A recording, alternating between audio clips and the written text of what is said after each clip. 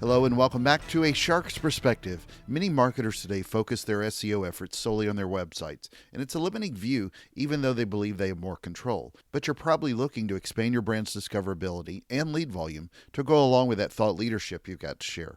Like everywhere else your message is, a website is one channel, a big channel no less, but where else should that content exist to help your business grow? Garrett Mehrguth is the co-founder and CEO of Directive, a search marketing agency for enterprise brands. And on this episode, we'll discuss SEO, link building, guest posting, podcasting, Peugeot mopeds, soccer, hamburgers and ERPs, content clusters, agencies serving those large brands at the local level, review sites, Rand Fishkin, the fear of the unknown, and a lot more. So let's tune in to an SEO CEO with a search engine shark on this episode of A Shark's Perspective. Garrett, thank you so much for joining me today on A Shark's Perspective. If you would, give me a little bit about your background and your story today. Oh, yeah, man. Thanks for having me. Glad to be here. So I started this journey into kind of search marketing, performance marketing, digital, all of that about 6 years ago. I was playing soccer at the university. I tore my MCL. I was like, okay, what am I going to do? There goes pro. I don't even know if I was going to make it, but I always had this kind of mantra, especially when I was younger. I always just kind of looked at how people assumed what I knew. And then I figured if I could use that, to charge for a service. So when I was growing up, everybody knew me as a soccer player. So I trained their kids on soccer. And then, I was wanting to start my own consulting business. So when I was at Azusa Pacific, I graduated in 3 years. I did my master's in a year. I was a decent student. And I applied to Boston, Bain, McKinsey, Deloitte, and just got like an auto response. Pretty much like all the consulting firms I tried to apply to didn't want me. And when I went to apply in their portals, they had like my school didn't exist. I was like, that's not a good sign. They don't tell you that when you commit It's to not in the going there. brochure. Yeah. Yeah, no, they leave that out as any high level corporate employment you might pursue is not valid. So I essentially said, forget those guys. I'll build my own firm and they'll have to acquire me. I don't know why I thought like that or even wanted that because the shoe was. But so I got on my 1978 Peugeot 103 SP moped and started driving around Azusa, California. It's not exactly the most booming industry type area. So a bunch of small businesses, found a Mediterranean shop. I like their shawarma, so I figured they'd be perfect. Told them, hey, you need a Facebook page. You need Yelp. I can help you. Let me do these things for you, right? I was still, I had a couple freelancing gigs with people in my network. I was working in the event staff, tearing down chairs and stuff like that. I was working at the Chamber of Commerce. I had doing all this stuff. So then I got this client and worked for him for 30 days, got his Yelp page, got his Facebook, was starting to do the website. And it was the 30th day. I came in for my check. He said, come back tomorrow. Came back. The whole place was boarded up. So that is Directive's very first account. From there, I kind of just was a little, I think, depressed and kind of sad about it all. Then I started messing around on Fiverr. I started selling social media calendars for $5. At the time, I'm 21, 22, 21, I think, at this time. And finally got a hookah shop. Hookah shop wants me to build a website. He says, hey, I want a ring. I never heard of this. I figured, hey, I'll try it out. Never done this before. So I went on Moz. I went on Search Engine Land. I went on all the kind of publications on SEO. And I learned how I read everything. I had this little saying that called learn, engage, create. So if I could learn something new every day, engage with it, I could create more value for myself and for my company and for my clients. And so from that, I ranked him number one for all the terms he wanted. I figured, wow, that was pretty cool. I went to my best friend, whose dad was a plumber, just like a kind of one truck plumber, small business. And I said, hey, introduce me, to your dad. I'd love to do a meeting. I think I can help him. Here's my case study. He saw it. He liked it. Him and I were best friends since freshman year of high school. I told him to not go to law school, join the company. And then, fast forward. Now, we have some amazing brands, over 50 employees, and we work with just mid-market and enterprise. Took about 5 years. So what position did you play in soccer? Outside back. Yeah, so I was playing outside back. I had a good stamina and could run and create and defend. And yeah, it's fun. All right, good man. So you worked with a lot of local brands to start, like everybody else, and it's one of the things I love about SEO is this is stuff we learn all the time and get better and get access to Moz and their brilliant levels of research, and it helps everybody else.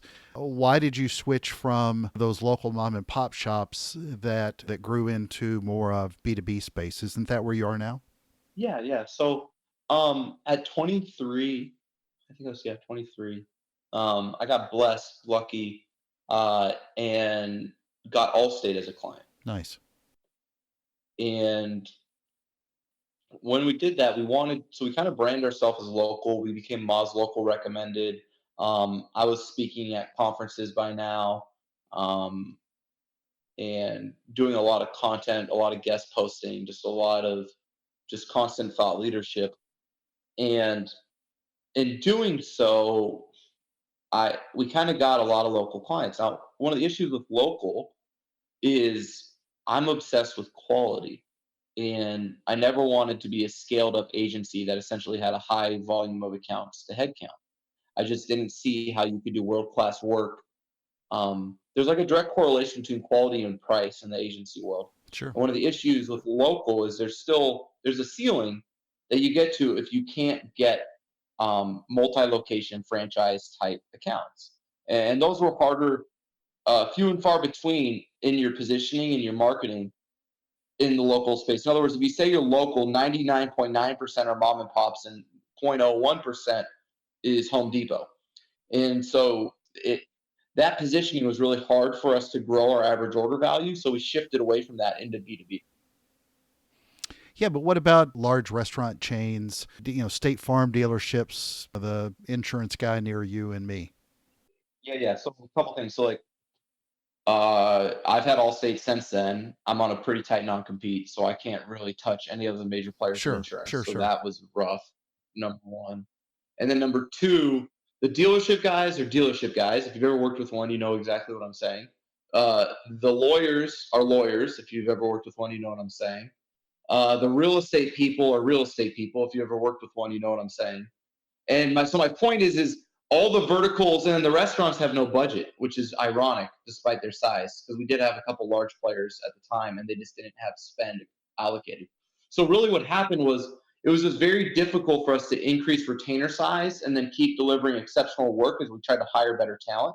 And so it just honestly, it was really, really difficult. I think anyone who's in the local space, if they've cracked the code and done full enterprise, I mean, that's amazing. But it's pretty tough. I know some players in the space that I have good relationships with, and they're still smaller agencies because there's just not that many big accounts for them to have, especially with the way non-competes work. Yeah, I did it on the brand side as well, and I've done that and worked with large enterprises. I think the biggest allure that everybody has to learn is that just because it might be called, McRestaurant, to your point, they don't have a giant McBudget. It is they're Yeah, most time they're yeah, locally owned. They're franchises, and the correct. franchises aren't spending a Exactly. bazillion dollars, but it does give you an opportunity to leverage some. I mean, the lift alone from having the name, just for this example alone, McDonald's over, which is probably a detriment depending on which way you look at their food, but just the brand value of having McDonald's as opposed to, Bob's local restaurant, in search. That's a great Yeah. account, right? But it's tough because you get the national account, right? There's no budget at the local or franchise level, so you get it as a national account. But then they discount every new location off your retainer. And so you don't even get to economies of scale because you still have to service them locally due to the way a search engine works. And so you end up doing essentially 5,000 franchises at, $1,000 a pop, and you think that's great, but then each one of those franchises has an individual point of Oh contact. yeah. It just unravels really quickly, from like a margin standpoint as an agency. It's kind of tough. It is. It is. So now that you're in the B2B space, tell me about the experience that you've really had with SEO for driving growth for brands as opposed to maybe what you've necessarily done with PPC. And it doesn't have to be a question of one over the other. I just mean Yeah, which one it appears at least that SEO is a little more of a passion for you with the work that you do. yeah, I have a little more hands-on Sure. experience in SEO, leading our own SEO, doing a lot of guest posting and content. I guess if you do a lot of thought leadership, kind of like being on this Exactly. podcast now, you end up leaning towards SEO just due to the nature of link building is just Yeah. PR, right? And that's just thought leadership in the agency space. So you end up just doing SEO a lot. But no, what I think so beautiful about search right now is like SEO and PPC are blending. And there's this, hopefully, for the audience listening, a new way of thinking, which is getting away from this idea of how can I rank my website? Okay. Getting away from that idea and getting into the idea of how can I make my brand discoverable?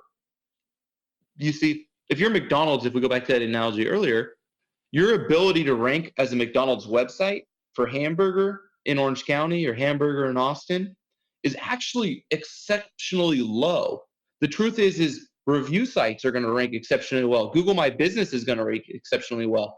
The mobile whole layout of the SERP is going to be ads above the fold. And so if your idea is that SEO in isolation through the lens of just your website is going to drive results, whether you're McDonald's or you're one of our SaaS clients, because we work mostly, in the software space, you're missing, I think, the crux of why SEO came to exist, right? If we go into 1997, we have the search engine, Google's coming up, and people want to know, hey, when people search for the product or service I sell, how can I show up? And then the answer was, well, you need a website. Okay, so everybody's going to GoDaddy and HostGator and Bluehost and the rest of them, right? We're making our websites and we're doing this, we're doing that. And then everything changed. And I call this the Yelp and the Amazon effect. Okay. We essentially democratized purchasing decisions. We said that we trust what other people like ourselves say about a product or a service, not what you say as the company. And Google knows this, right? So Google knows about the Yelp and the Amazon effect. Google knows that if people are looking at reviews for $4 smoothies, they're going to look at reviews for $250,000 software. And so G2 pops up, Capterra pops up, Software Advice pops up. All these different review sites, and there's a review site for every niche in the world, I guarantee it, okay? These show up, and what happens is when you take your most profitable terms, right? Let's say you're an ERP software, and you layer that with purchase intent. In other words, ERP plus top. ERP, so it's top ERP software, best ERP software reviews. When you modify your query and have purchase intent, this is when you have your highest cost per clicks in Google Ads. This is when you have your best conversions. This is when you have those quick, lead to close. All of these things, individual websites aren't ranking for anymore. So if you go type these things into a search engine, what you're going to find is that these review sites are dominating. And frankly, most marketers are still so concerned with their website when it comes to SEO that they haven't realized they need to pivot their effort to their brand. And when you do that, you see tremendous success. Yeah, now I would agree with that to some degree, though I question whether or not words like best and top, and especially any non-branded keywords. I mean, I'm not looking for necessarily a hamburger or best or top ERP. To some degree, there are going to be some variation of just discovering and then the rest of the SEO efforts that pull them in to keep them moving down that funnel. So if I'm looking up SAP, for example, as an ERP software, am I necessarily going to spend a lot of time just doing an initial search when, there are a lot of marketers who know who SAP is? It might be delivering that next level of content and SEO efforts to pull them into the fold. Yeah, I think the thing isn't that like SEO is dead at all, right? That's not what I'm proposing. I mean, I have a whole entire business built around SEO. It's the concept of how you're going to see success at an opportunity level. See, one of the biggest problems as well, right, for people in software and marketers in general is not acquisition, but activation, right? And so essentially what I found is you don't need to activate people that are at the bottom of the funnel. And that's why you can essentially impact pipeline so much with this approach. Simultaneously, you're right. Once you are positioned at the bottom of the funnel, it's important that you start to go up and start to use essentially phrase match. You start to mine your search term report. And you start to pull out these topics that are kind of create clusters around your products. So not only explicitly people looking for your product, but maybe how they apply it, the industries it's in, use cases, benefits, things like that. So yeah, once you essentially are positioned, now what I like to do is go up the funnel. Unfortunately, a lot of times people start at the top and they generate demand, but they aren't positioned to capture it. And then they see diminishing marginal returns from their efforts or their ad spend. Yeah, well, we did use the worst comparison of all time. I mean, between a hamburger and an ERP. But that's that's another story. So how do you sort of approach now today non-click searches? I mean, that's something that Rand Fishkin, sort of an SEO god in this space, if you will, he's well known for talking about non-click searches and so many people bouncing once they go to Google and look up something and then go directly to the website as opposed to clicking on it, or maybe they are pulling up Yelp on their own as opposed to running through an ad that they click on.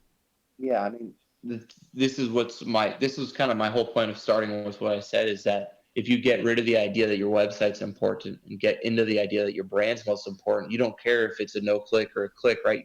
Most people aren't media companies where they're making money on a CPM or reselling ad space so that they need Exactly. the click, right? Majority of people just need someone interested in their product or service. And so if we can humble ourselves as marketers and do the opposite of being data backed and say, it's okay that I don't know where all my leads come from, but I know that if I put myself in my customer's shoe and I change my location to every major market based off of what I'm seeing in GA, and I look at how discoverable I am and what happens when the query is localized, and I'm showing up everywhere, even if it's not just my website, I know for a fact that's impacting my pipeline.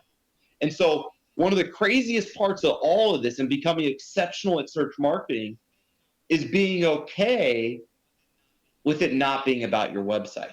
And once you truly get that, that allows you to say, look, I don't have the most authoritative website, so I can't rank for my most difficult keywords. What I'm going to do is I'm going to go guest post for search engine land or marketing land around my most top of funnel, highest difficulty terms with the most volume. And then I'm going to control the narrative.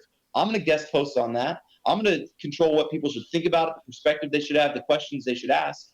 And then I'm going to position myself to be discovered, right? So creativity comes from when you unhinge yourself from the idea that your role is to optimize your website. And then if you optimize your brand, then your website's just one of the spokes on the brand wheel, and you become very powerful as a demand gen or So are search you marketer. finding that a lot of brands today still don't want to do that? I mean, are they just devoted only to their own blogs? Not that they don't want to do it,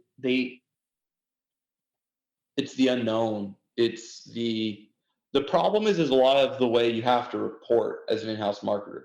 Okay, so a lot of the times you get reported over year metrics. And if Google's taking away your web traffic, it looks like you're struggling year over year.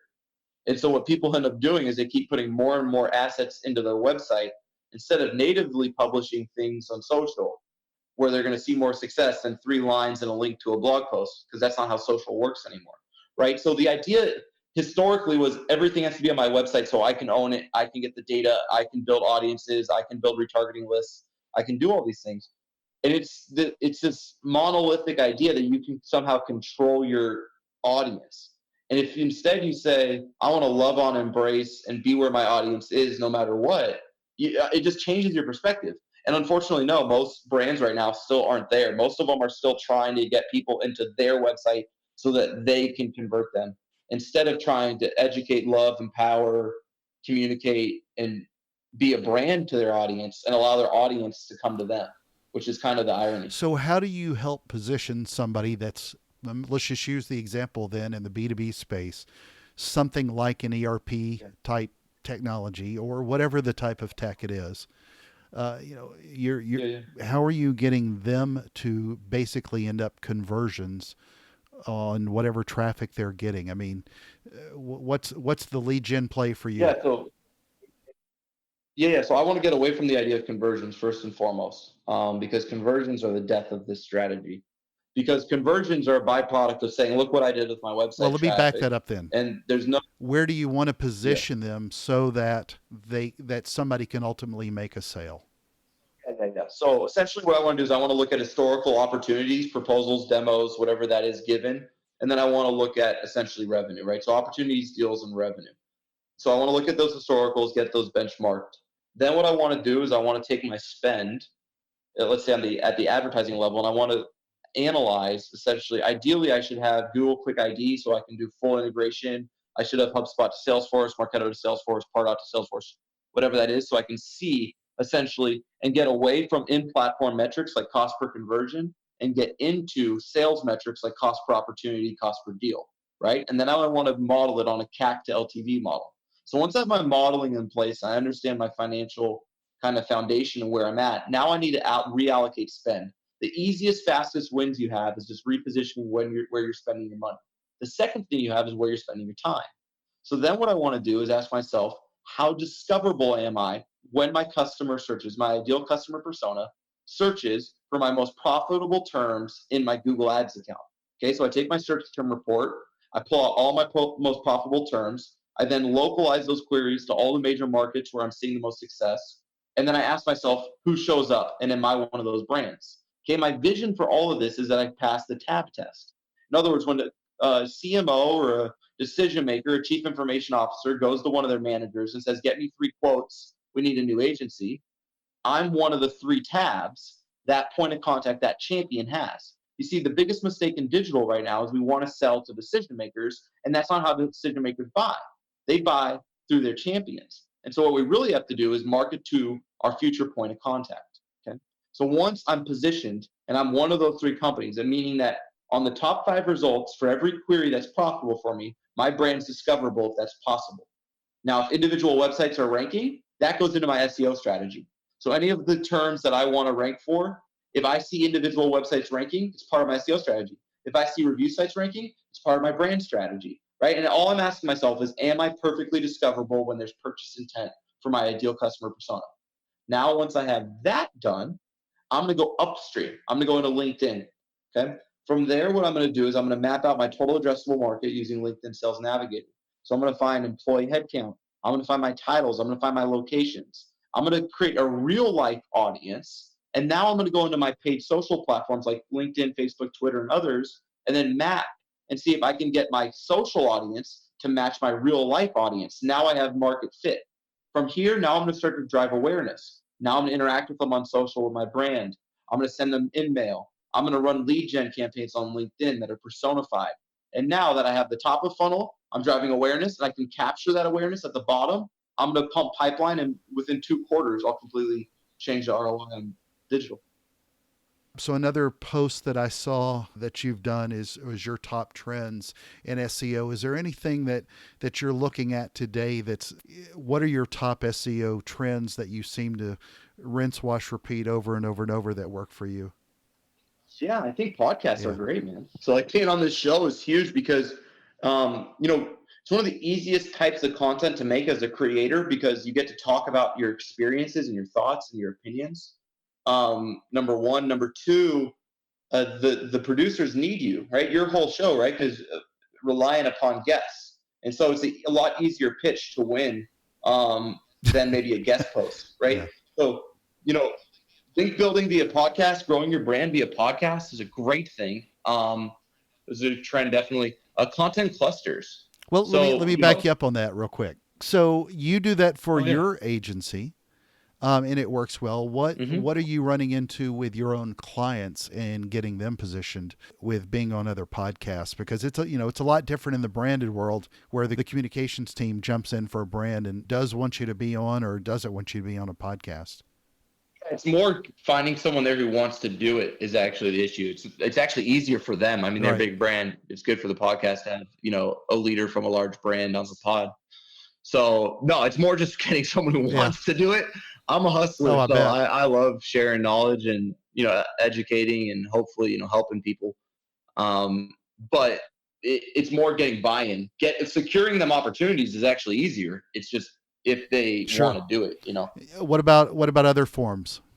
Yeah. So I mean, another trend I think that I'm seeing is really clusters. Yeah. So like backing yourself from your products, like finding your most profitable products or services or verticals, and then essentially creating content based around your research or your demand or your feature set or whatever that is. But really understanding, okay, when people want X, what other questions do they have, right? There's tools like Answer the Public that are great for that. You can use the keyword magic tool in SEMrush and do the phrase match.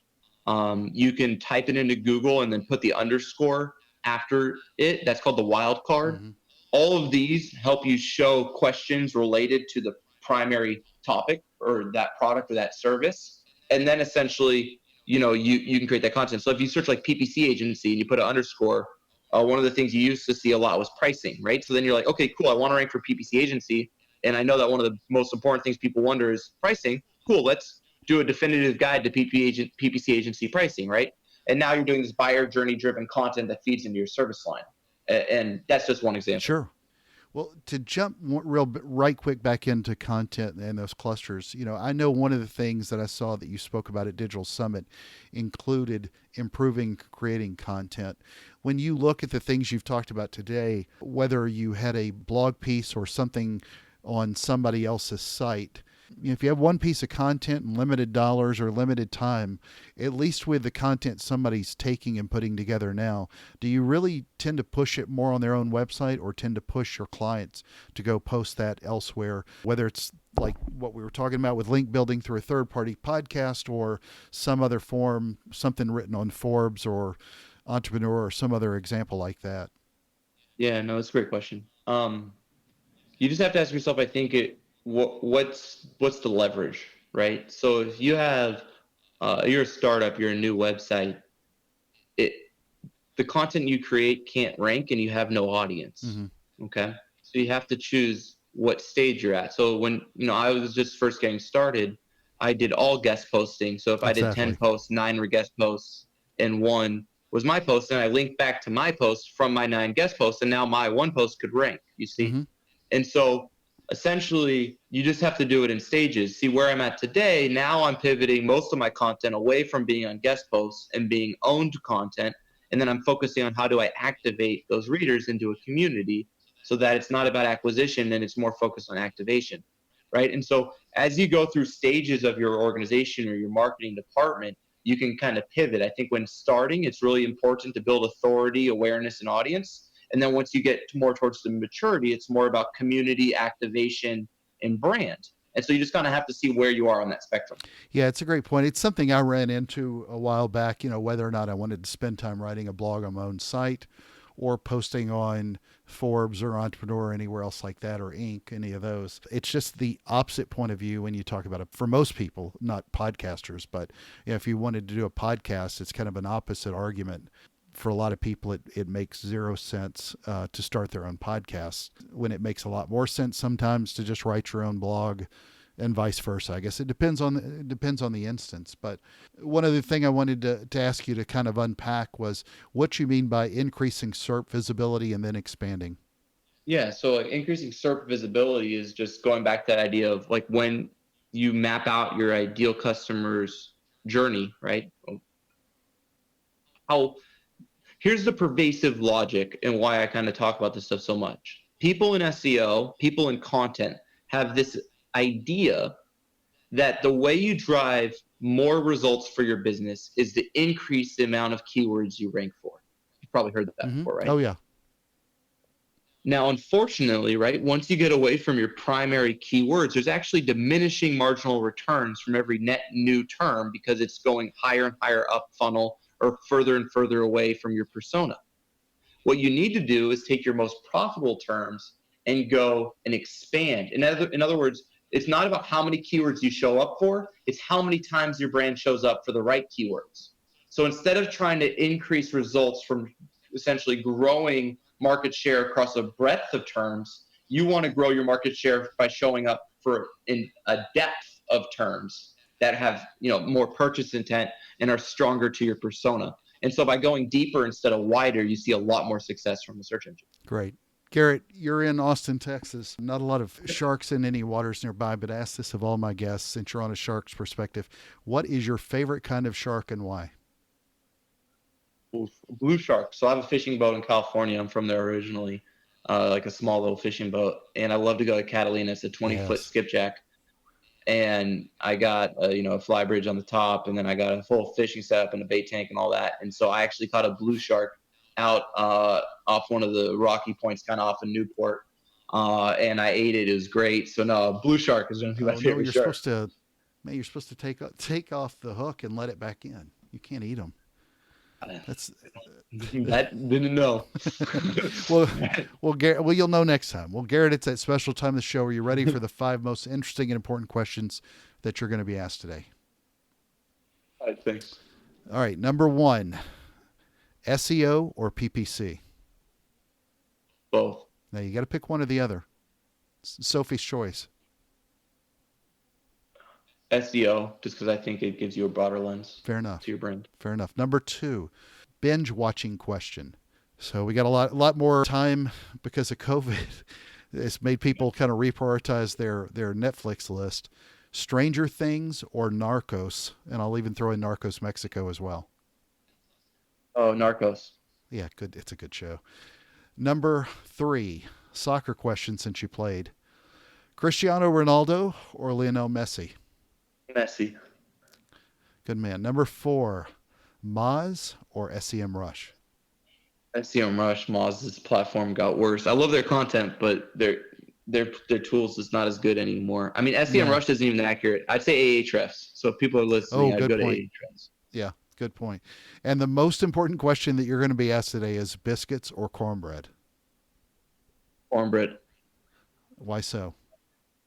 I don't know. You can throw it in your chili and it's great. There you go. All right, so Garrett, where can people find out more about you, hear about your thought leadership, see you speak, and more? Yeah, man. Anywhere. Honestly, I'm on Twitter pretty active, LinkedIn. I do speak at every digital summit in the country they had me at this year. I don't know when that's going to be. And LinkedIn and Twitter, though, mostly I'm sharing my stuff on LinkedIn and Twitter. I try to post something daily. So if you're looking for tips around just deeper thinking for SaaS marketing, how to leverage search marketing for demand generation, I constantly share stuff there and try to add a ton of value to people. So feel Awesome. free to check it out. And yeah, if you want to learn how to do any of this, we have a course called the Directive Institute. It's only $39 a month. And we literally give away all of our tips, tactics, approaches, models, frameworks, spreadsheets. Everything's there. $39 a month. You can learn everything from SEO, PPC, analytics, PR, all of it. Awesome. Garrett, thank you so much for being with us today on A Shark's Perspective. Oh, thanks for having me, man. Great to be here.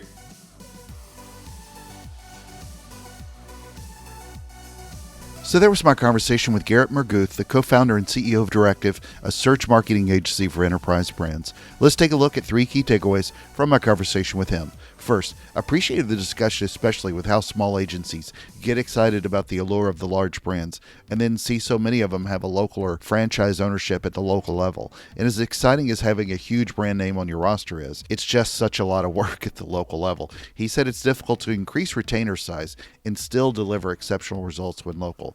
And what I liked in particular with that is, at least our discussion, is that he conveyed the need to deliver exceptional results, and that's the main point. So many agencies focus too much on growth, and then the service level falls off a cliff. And that's a big problem for any entrepreneur wanting to scale, whether it's an agency or any kind of brand. What we should expect going forward is a continued high level of service regardless of how that company grows. And unfortunately, too many people get too focused on the allure of growth without delivering to their customer the level of service. Second, I really appreciate how he acknowledged that SEO and PPC are blending together. They always were, but it's hard for a lot of folks to unchannel that, if you will, and understand that SEO alone won't drive results. I like as well that he's saying that too many people are simply thinking SEO terms about ranking their website, and they need to pivot to brand so they can see success at a higher level. Building your brand and your categories is just so incredibly important. I could go on talking about this one on 100 different episodes, whether we're talking SEO alone or search terms that rank on Google or deliver on PPC ads. It's just so incredibly important today. Third, another topic is where to put your content. His efforts, like many, have been posting elsewhere on other sites, and that's a great point. The value of posting elsewhere is still very important for discoverability and link building, and he's working on it as well with podcasting, and his team's working to get him to appear on other people's podcasts. I speak about this at a lot of conferences now as well. There's such a huge value to not doing your own podcast in order to get the word out, or even the SEO word out, and really letting your thought leadership show on other people's podcasts and their websites. For many, it's the fear of losing that control, but such a value in terms of SEO and link building. Though one point of dispute is that there are a lot of podcasters out there who struggle to find guests. I, as you know, haven't been one of those, as you've seen from the sheer volume of shows I've put out in just a few years. But it's an important acknowledgement, at least to consider for entrepreneurs who want to build their online presence. Got a question? Send me an email to kenneth@asharksperspective.com. Thank you again for the privilege of your time. Hey, remember that we're all doing the best we can at times like these. Just do the best that you can, and that's all that's important. And join us on the next episode of A Shark's Perspective.